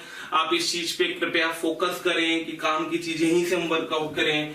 तो हमें लैम्डा निकल आएगा, D आ जाएगा, D आ जाएगा, A पता है, A पता है, D पता है, AD की लेंथ आ जाएगी, एरिया ऑफ ट्रायंगल आ जाएगा, फंडा क्लियर, करेक्ट है। तो हमें बेसिकली लैम्डा निकालना है। लैम्डा निकालने के मैंने AD वेक्टर को और लाइन का जो dr है उनका डॉट 0 किया। AD वेक्टर का मतलब हुआ 3 लैम्डा -2 -1, तो 3 लैम्डा -3, और इसका V वेक्टर है 3, तो 3 इंटू 3 लैम्डा -3। अगला 0 है, चेक मत करो। नेक्स्ट पे आ जाओ, 4 लैम्डा -2 प्लस 4, तो 4 into 4 lambda -2 that will be equal to 0। यहां से आपका लैम्डा निकल आएगा 9 16 25 लैम्डा 9 8 इज इक्वल टू 8 और 9 17, तो लैम्डा इज इक्वल टू आ गया 17/25, कितना 17/25। अब लैम्डा आ गया तो यहां से हमने D के कोऑर्डिनेट लिख दिए, D के कोऑर्डिनेट लिख दिए, AD की लेंथ लिख दी, AD की लेंथ लिख दी, तो सब कुछ आ जाएगा। कैलकुलेशन आप कर लीजिएगा, मैंने आपको हिंट दे दिए। तो यहां से जो AD की लेंथ आती है वो मैं बता देता हूं, थोड़ा सा कैलकुलेटिव क्वेश्चन है, ध्यान देना।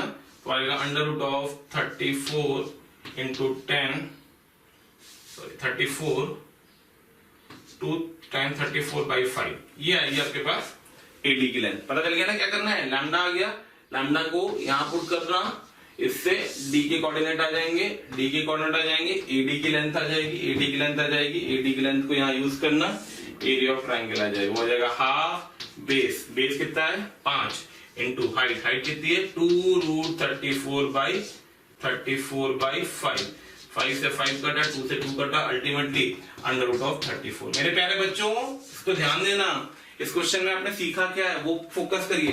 इसमें आपने सीखा क्या है कि आपका पेशेंस बहुत कंट्रोल्ड होना चाहिए। आपको जब ये लैम्डा निकल के आया हमारे पास 17/25, तो हम घबरा गए होंगे। देखिए मैंने इसलिए निकाला क्योंकि टाइम कम है, बट मैं पॉइंट बोल रहा हूँ 17/25 था ना, कोई खतरनाक चीज नहीं है, बहुत ही ऑड सा गंदा सा नंबर आया है, लेकिन आपको वो रख करके D निकाल करके AD निकाल करके ही इसको कैलकुलेट करना पड़ेगा, करेक्ट है। तो आपका आंसर आएगा √34। चलिए आगे बढ़ते हैं नेक्स्ट क्वेश्चन की तरफ। तो ये मैंने आपको एक स्ट्रेट लाइन का एग्जांपल दिया। नेक्स्ट क्वेश्चन ले रहे हैं, question number 20। Find distance of a point, अच्छा क्वेश्चन है। Find distance of A, coordinate ले लो 1 0 -3 फ्रॉम प्लेन P1, इक्वेशन ले लो x - y - z equals to 9, measured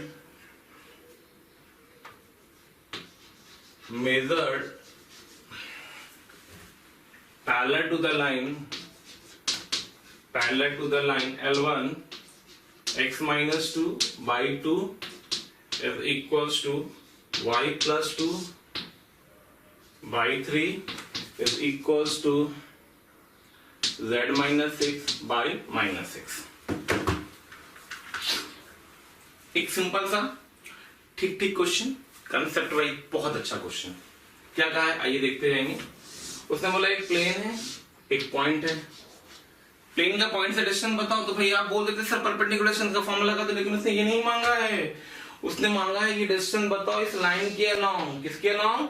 इस लाइन के अलोंग। ये जो लाइन दे रखी है आपको, इस लाइन के along measured parallel to the line L1, measured parallel to the line L1। तो ये लाइन L1 थी, ये प्लेन P1 था, और ये वो डिस्टेंस है जो डिस्टेंस हमसे मेजर करने के लिए कह रहा है वो।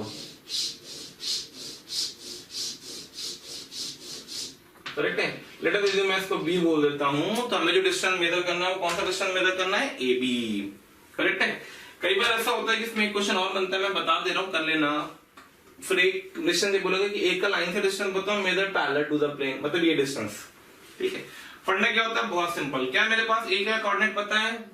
बिल्कुल पता है। क्या मेरे पास L1 के डिस्टेंस पता है? बिल्कुल पता है। तो क्या मैं AB लाइन की इक्वेशन लिख सकता हूं पैरेलल टू L1? करेक्ट है। तो मैंने AB लाइन की इक्वेशन लिख दी, तो लाइन AB की इक्वेशन आ जाएगी। पॉइंट हमें पता है, दैट विल बी 1 0 -3, डिस्टेंस हमें पता है 2 3 -6, यानी लाइन AB इक्वेशन हो गई x - 1/2 is equals to y - 0/3 is equals to z + 3/-6। शानदार बात, इक्वल्स टू लैम्डा मान लिया। क्यों मान लिया? क्योंकि लाइन की हमने सिमेट्रिकल फॉर्म में इक्वेशन लिखी है। क्या इस लाइन की इक्वेशन में आप मुझे B के पैरामीट्रिक कोऑर्डिनेट दे सकते हैं? बिल्कुल दे सकते हैं। क्या लिखेंगे? 1 + 2 लैम्डा, 3 लैम्डा, -3 - 6 लैम्डा। शानदार बात। क्या B आ गया? अरे B आ गया? नहीं आया। क्यों नहीं आया? क्योंकि अभी अननोन कौन बैठा हुआ है इसके अंदर? लैम्डा। लैम्डा निकालने के लिए ध्यान से देखिए, B किस पे बैठेगा? B प्लेन P1 पे बैठा हुआ है। B को प्लेन P1 पे सेटिस्फाई करा दो, तो you will get the relation 1 + 2 lambda -3 lambda +3 +6 lambda equals to 9। 3 2 5 1 6 3 2 5 5 lambda, 3 और 1 4 9 4 5, यानी कि लैम्डा इक्वल्स टू 1 आ गया। क्या लैम्डा 1 आ गया? बिल्कुल आ गया। लैम्डा 1 आ गया, तो क्या B के कोऑर्डिनेट आ गए? बिल्कुल आ गए। तो B के कोऑर्डिनेट आ गए अपने पास 3, 3, -9। क्या B पता है? क्या A पता है? क्या हम AB की लेंथ का फॉर्मूला लगा सकते हैं? डिस्टेंस बिटवीन 2 पॉइंट का फॉर्मूला बिल्कुल लगा सकते हैं। तो 4 + 9 + 36 कितना है ये?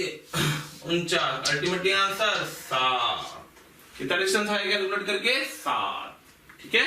चलिए आगे बढ़ते हैं नेक्स्ट क्वेश्चन की तरफ। क्वेश्चन नंबर 21 जी में ऐसा क्वेश्चन लेते हैं। If line L1 x - 2/3 y + 1/2 x - 2/3 y + 1/2 z - 1/-1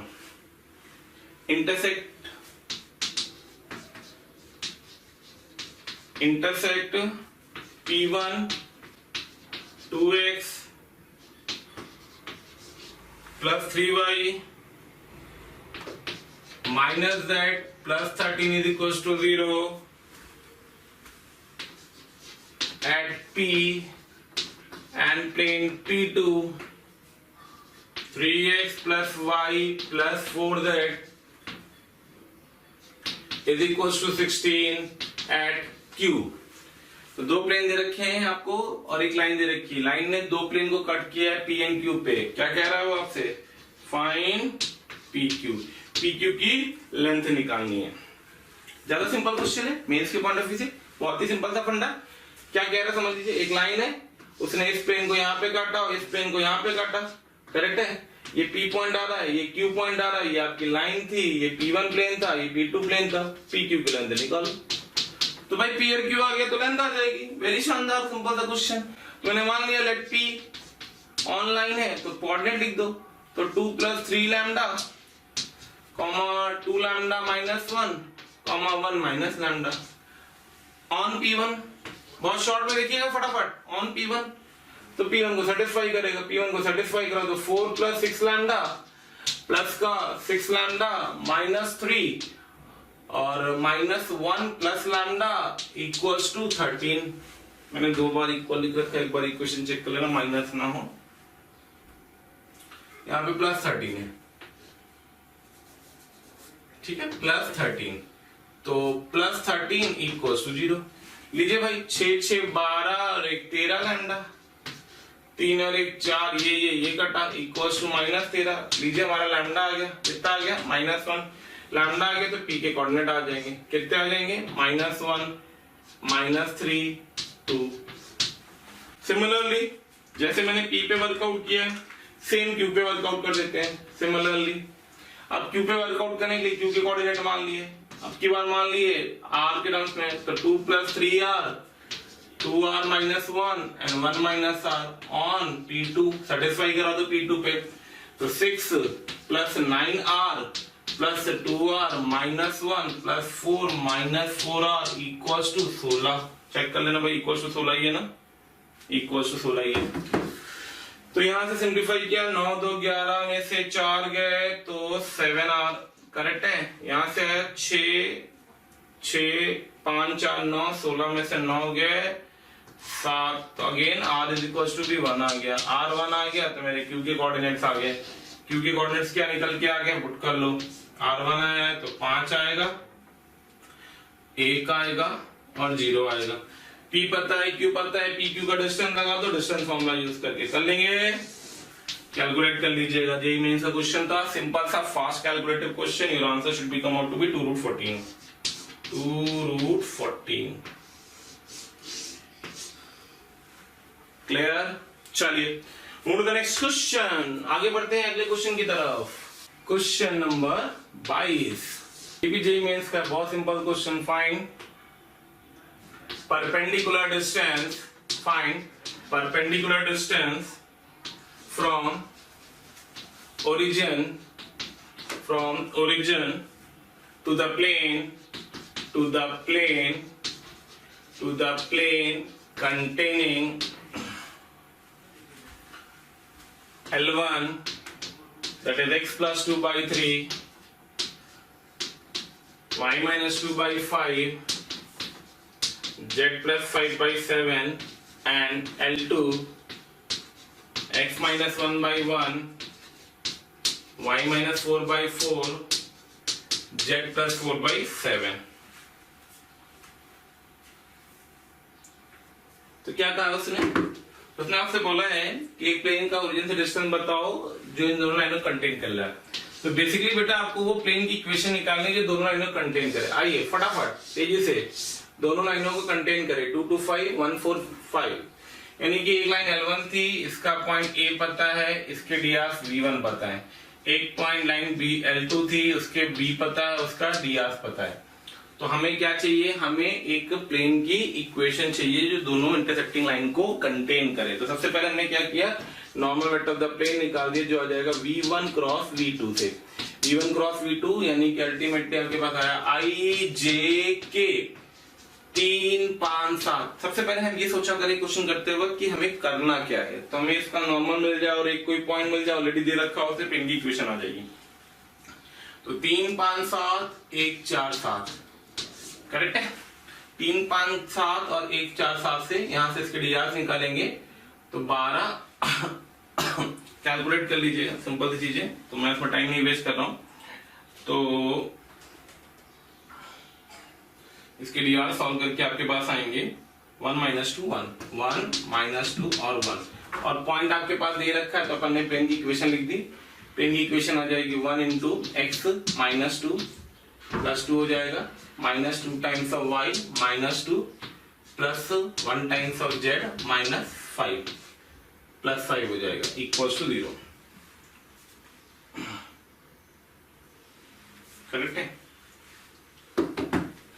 यहां से प्लेन की इक्वेशन आ जाएगी, that will be come out to be x - 2y plus z, यहां से प्लस का 2 प्लस का 4 प्लस का 5, तो 4 2 6 5 6 5 11 इक्वल्स टू 0। इसका ओरिजिन से डिस्टेंस निकालना है, परपेंडिकुलर डिस्टेंस, तो 11/√1 + 4 + 1, तो अल्टीमेटली आंसर आ जाएगा 11/√6। ठीक है। तो बहुत सिंपल सिंपल से क्वेश्चन आते हैं 3D में, इंस्टेड ऑफ कि आप बहुत ज्यादा सोचें, कोई जरूरत नहीं है।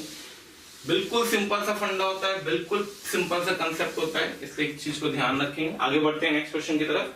Question number 23, find equation of plane. ये भी जेईई मेंस का क्वेश्चन है। अब मैं लाइन से जेईई मेंस से क्वेश्चन करा रहा हूं आपको। Equation of plane, find equation of plane containing straight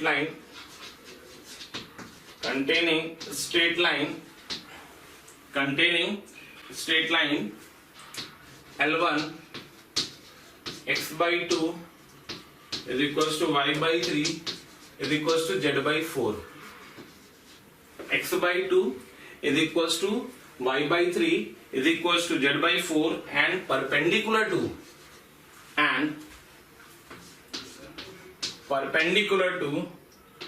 plane containing L2 x by 3 y by 4 z by 2 and L3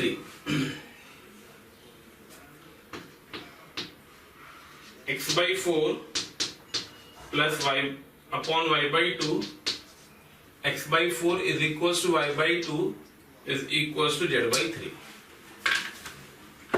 भाई बहुत ही पॉपुलर क्वेश्चन है, ध्यान दें केयरफुली। उसने क्या बोला, इक्वेशन ऑफ प्लेन बताओ, एक ऐसा प्लेन चाहिए मुझे जो एक लाइन को कंटेन करे, इस लाइन को कंटेन करे, और एक प्लेन के परपेंडिकुलर जो दो लाइनों को कंटेन करे। मतलब ये पिक्चर है, करेक्ट है? ऐसे सोचो, मेरे इस वाले हाथ पे दो लाइनें हैं जो ऐसे ऐसे कंटेन कर रही हैं, कुछ भी ओरिजिन से पास कर रही हैं, दिख रही हैं, दोनों लाइनें पास कर रही हैं ओरिजिन से। तो ये, और मुझे इस प्लेन की इक्वेशन चाहिए जो इस लाइन को कंटेन करे। इस लाइन को कंटेन करे मतलब इस पे भी ओरिजिन बैठा हुआ है, तो ओरिजिन तो तीनों जगह पे बैठा हुआ है। कटा मतलब ये लाइन ऐसे जा रही होगी, ऐसे जा रही होगी, ये लाइन ऐसे आ रही होगी, कुछ न्यू पिक्चर होगी। तो अगर मुझे इसका नॉर्मल वेक्टर मिल जाए, मेरा काम खत्म। बिल्कुल शानदार बात। तो आइए इसका नॉर्मल वेक्टर निकालते। कैसे निकलता है वो देखिए। जब आप इन दोनों वेक्टर का क्रॉस प्रोडक्ट करेंगे, इन दोनों लाइनों के डीआर्स का क्रॉस प्रोडक्ट करेंगे, तो आपका ये नॉर्मल वेक्टर आ जाएगा इस प्लेन का। दिख रहा है? दिख रहा है, ठीक। अब आपने इस नॉर्मल वेक्टर का इसके साथ क्रॉस लिया, तो जैसे ही आपने इस नॉर्मल वेक्टर का इसके साथ क्रॉस लिया, ऐसे आएगा और ऐसे जाएगा, वैसे ही आपके पास ये वेक्टर निकल के आ जाएगा, क्योंकि एक वेक्टर इस प्लेन के पैरेलल चला गया और एक वेक्टर, तो मुझे इन दोनों का क्रॉस करना है बेसिकली, ठीक। तो याद रखना, जो प्लेन हमें चाहिए, मैं फोटो नहीं बना रहा हूं इसकी क्योंकि जरूरत नहीं है फोटो बनाने की, तो जो प्लेन हमें चाहिए, तो normal vector of the required plane is nothing else, normal vector of the required plane is nothing else, पहले प्लेन का नॉर्मल वेक्टर जो इन दोनों लाइनों की वजह से आएगा, मतलब v of L2 cross v of L3, और उसका क्रॉस ले लिया मैंने v of L1 से जो मेरे प्लेन पे बैठा हुआ था, ठीक। और जो पॉइंट चाहिए हमें प्लेन पे, वो पॉइंट ऑलरेडी बैठा हुआ है, क्या है? 0 0 0। तो भाई पॉइंट आ गया, normal vector of the plane आ गया, प्लेन की इक्वेशन आप लिख लेंगे, कर लेंगे। ओके, बहुत शानदार बात। तो normal vector of the plane आप कैलकुलेट कर लीजिएगा, क्या आ रहा है मैं आपको आंसर बता रहा हूँ, कैलकुलेशन वाला पार्ट आप करेंगे। तो normal vector of the plane simplify करके आएगा, वो आएगा 1 2 1 1 -2 और 1। तो जो प्लेन की इक्वेशन आ जाएगी, वो आ जाएगी 1 × x -2 × y plus z plus 1 × z equals to 0। भाई ये थोड़ा सा कंसेप्चुअली क्वेश्चन है, समझ में आया ये कैसे लिखा मैंने? फील नहीं आई? चलिए फिर से एक बार देख लेते हैं। एक प्लेन ये था, इस प्लेन का नॉर्मल वेक्टर ये आया, करेक्ट है? करेक्ट है। अब एक लाइन इस प्लेन पे बैठी हुई है, करेक्ट है? तो ये दोनों आपस में कैसे होंगे? इस तरीके से सिचुएशन आ गई, तो ये नीचे चला गया। अब ये जो दो वेक्टर मेरे इस हाथ में होंगे, एक ये दिख रहा है थंब मेरा, और एक ये बनेगा ऐसे। जब मैं इस प्लेन पे बैठे हुए दो वेक्टर को क्रॉस करूंगा, तो इसका क्या जनरेट करेगा? वो नॉर्मल वेक्टर जो मैंने यहाँ पे लिख रखा है। डन? चलिए आगे बढ़ते हैं नेक्स्ट क्वेश्चन की तरफ। बेटा कैलकुलेशन पार्ट करते चलिएगा, मेरे से जल्दी करिएगा, मैं तो सिर्फ आपके लिए कंप्लीट करवा रहा हूँ। जहां पे कैलकुलेशन आएगी वो पार्ट अपन वर्कआउट नहीं करेंगे। Come to the question number 24। आइए तो 24th नंबर क्वेश्चन देखते हैं। फाइन, ये आर्टिकल है इंपॉर्टेंट, तो ये भी जेईई मेंस का क्वेश्चन है, बट हमें पता होना चाहिए। Fine shortest distance between, find shortest distance between the line L1, दो लाइन के बीच का shortest distance, दो लाइन के बीच का shortest distance z minus 3 by 1 and L2. L2 line कौन सी है? तो L2 लाइन हमारे पास है x plus 3 by minus 3 is equals to y plus 7 by 2 is equals to z minus 6 by 4. दो लाइन्स हैं, कॉमन सेंस है, जब वो शॉर्टेस्ट डिस्टेंस की बात कर रहा है तो अगर लाइन इंटरसेक्टिंग हो गई तो जीरो हो जाएगा, अगर लाइन पैरेलल हो गई तो कुछ कांस्टेंट डिस्टेंस आएगा, और अगर लाइन स्क्यू होंगी तो भी शॉर्ट डिस्टेंस जनरेट करेगा। तो भाई ये जो दो लाइनें दे रखी हैं आपको क्वेश्चन नंबर 24 में, find the shortest distance between L1 and L2। तो shortest distance between two lines, ये दोनों लाइनें कैसी हैं? स्क्यू लाइंस होंगी, और स्क्यू लाइंस के बीच के शॉर्ट डिस्टेंस का फॉर्मूला हमें पता होना चाहिए। तो शॉर्ट डिस्टेंस का फॉर्मूला होता है modulus of a minus b dot p cross q upon modulus of p cross q। मेरे प्यारे बच्चों ये फॉर्मूला रटा होना चाहिए आपको, काम का फॉर्मूला होता है shortest distance between two lines. a और b are the fixed point from which the lines are passing, p and q are the direction vectors of the line L1 and L2। सब calculate कर लेते हैं, यहाँ पे put कर देंगे p cross q। तो p क्रॉस q का मतलब हो गया i j k 3 minus 1 1 minus 3 2 4, correct है। सिंप्लीफाई करेंगे, फिर हमको चाहिए a minus b, a minus b आ जाएगा मतलब a माइनस b, तो a माइनस b 3 माइनस 3 0 आ जाएगा, 8 माइनस 7 सॉरी 3 माइनस माइनस 3 6 आ जाएगा, 8 माइनस माइनस 7 15 आ जाएगा, और 3 माइनस 6 माइनस 3 आ जाएगा, करेक्ट है। ए भी आ गया, पी क्रॉस क्यू आप निकाल लेंगे, पी क्रॉस क्यू आपके पास निकल के आ जाएगा, पी क्रॉस क्यू निकल के क्या आएगा, पी क्रॉस क्यू निकल के आएगा माइनस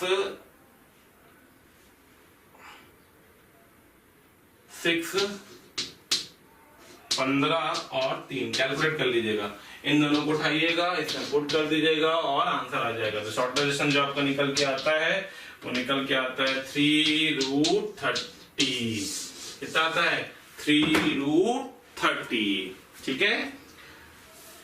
तो शॉर्ट डिस्टेंस का फॉर्मूला आपको पता होना चाहिए, इंपॉर्टेंट रिजल्ट है मेरे प्यारे बच्चों, ध्यान देना, केयरफुली वर्कआउट करना। चलिए आगे बढ़ते हैं, next question, question number 25।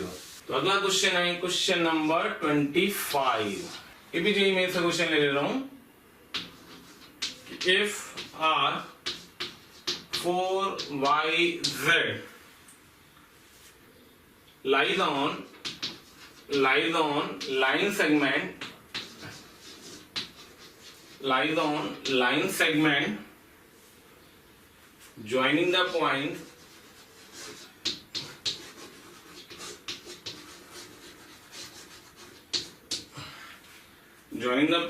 P